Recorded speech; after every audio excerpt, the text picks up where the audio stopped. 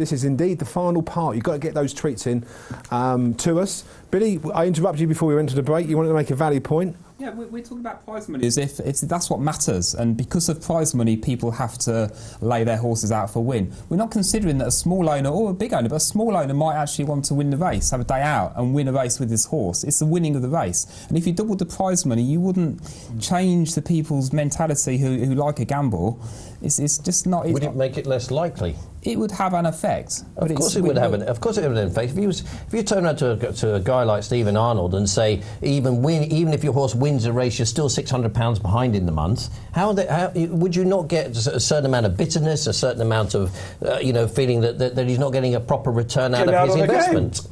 Get out of the game. If you've got to be dishonest to make it pay, get out of the game. Shouldn't we be paying owners a fairer return for their investment? So double, treble prize money, make it £10,000 a race? We should be working to improve the lot for the owners, for those people that are investing in the horses. Are we short of horses? Are we short of horses? Are we looking for owners to bring horses in because we haven't got enough horses to fill the? We've got too many fixtures. The numbers are mediocre. I agree, but there's still enough horses. There's too many mediocre horses, I guess. Let's go back over to Tom. Some more treats. Lewis Brown. Thanks for getting back to us. He did try to take the 4p.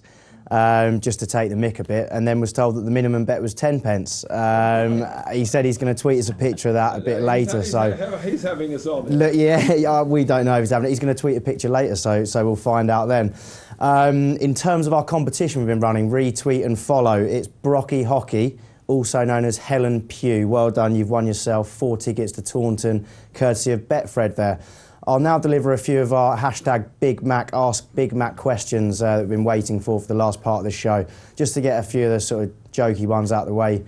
First, Only Fools and Horses asks, seeing that you're not adverse to reality TV, John, would you ever consider going in the jungle?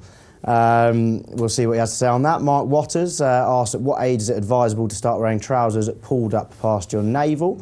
Sam Boswell says, how many will Newcastle lose to Palace on Saturday? And a real one from Christian Murphy asks, why is everyone in Ireland so afraid to take on Willie Mullins? Back to the panel. Let's hear your answers, John. I was going to ask Tom to ask a couple of questions. He's asked all 4. I've got such a bad memory I can't remember, but something about Newcastle and the trousers. Well, the trousers, there's a large stomach here to try and... I'm slimline, so that's right, it covers up the stomach.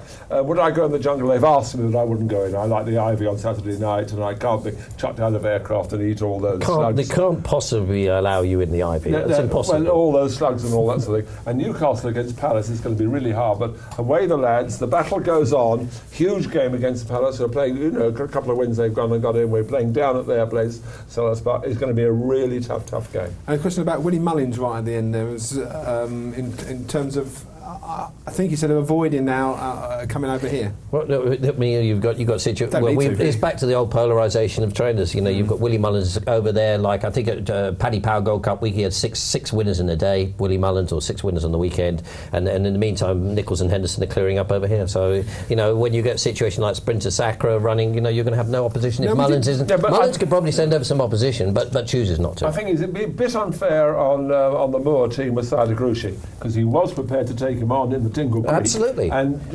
Sprinter Sacre didn't turn up, and it's now had 3 races in about 6 weeks. So I think the Moors can't be blamed. They were prepared to take on Sprinter Sacre, but now, as the time has come, they want to run it at Ascot in January. So you can't blame them for that, but let's hope somebody turns up against Sprinter Sacre. We've only got a couple of minutes left, and we did touch on it briefly earlier, and I do want to quickly mention this, because it was a conversation we had about the tipster side and about paying for tipsters, Billy. Well, yeah. Okay. And is it right?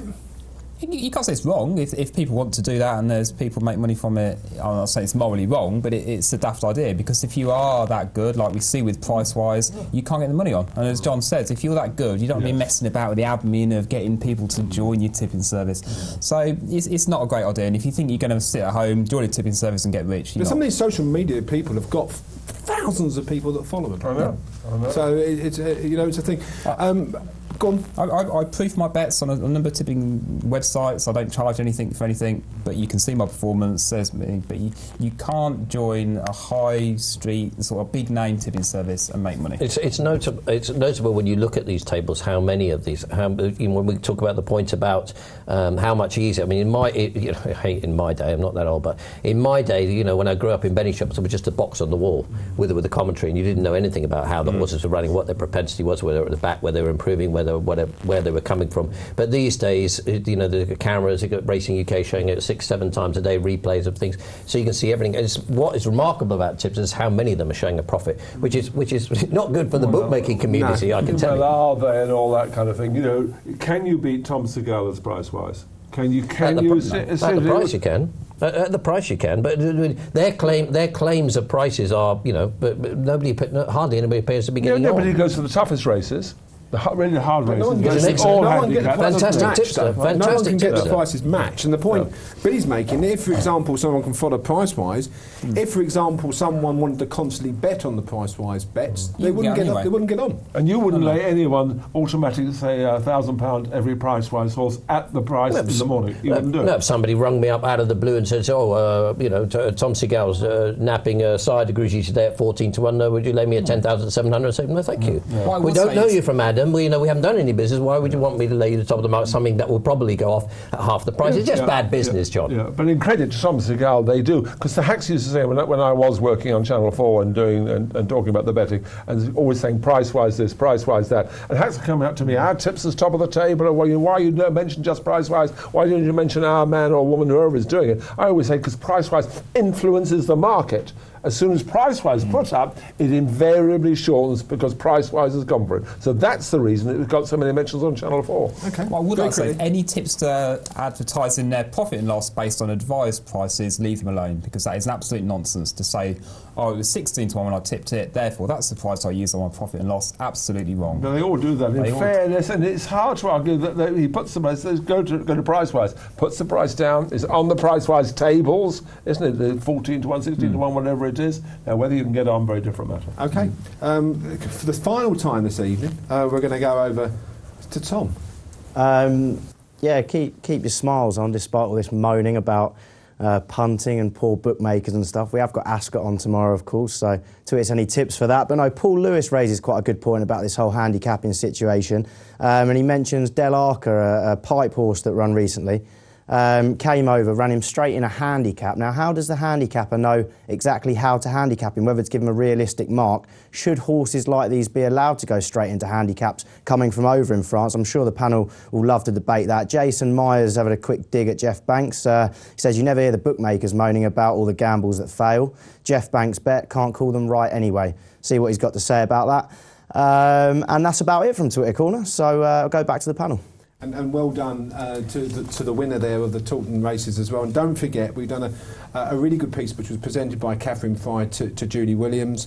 Talks about her career as an on-course bookmaker and obviously her father as well, Freddie Williams. And you can take that in 5 parts actually on YouTube. But that's first point I ever heard Freddie Williams lay, Cheltenham Festival, Easterbrack. £50,000 at 3-1. Fantastic bookmaker. Yeah. Fabulous. Yeah. And a great man. Great man as well. Great man. Fantastic. Yeah. Anyone who clicks onto that will really enjoy that. But going back to Tom's point, which I've forgotten now because I'm so keen on that.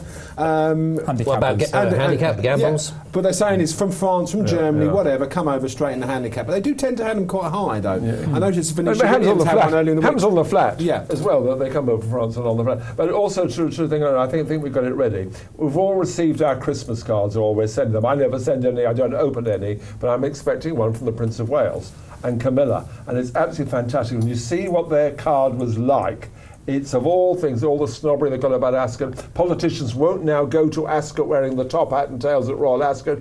David Cameron, for instance, the family love racing, but he couldn't be seen in a top hat and tails because they'd all be saying the Bullingdon boy and the Toff and all that sort of thing. Prince Charles defies all this in his Christmas card. He's in an Ascot top hat, and Camilla looks absolutely gorgeous. Are you telling everybody that you got a Christmas card from Prince Charles? No, but I'm waiting for it. It hasn't come yet. Oh, it hasn't come yet. We're in real trouble with the post. So just establish. We've got real trouble with the post in our area. If it's a poorer area, why the subject not it's the poorer area of Primrose Hill, but the post is letting us down. I would say it's the last day for first class post this tonight. So if you haven't got it tonight, you're not going to get it for I'm sure it's wonderful. Prince Charles, of all things he could be wearing, sending out the top hat at Royal Ascot. I'm sure he's steaming to the post office as we speak, John. Yes, well, he'd be furious with the equerry who's not sent my cards.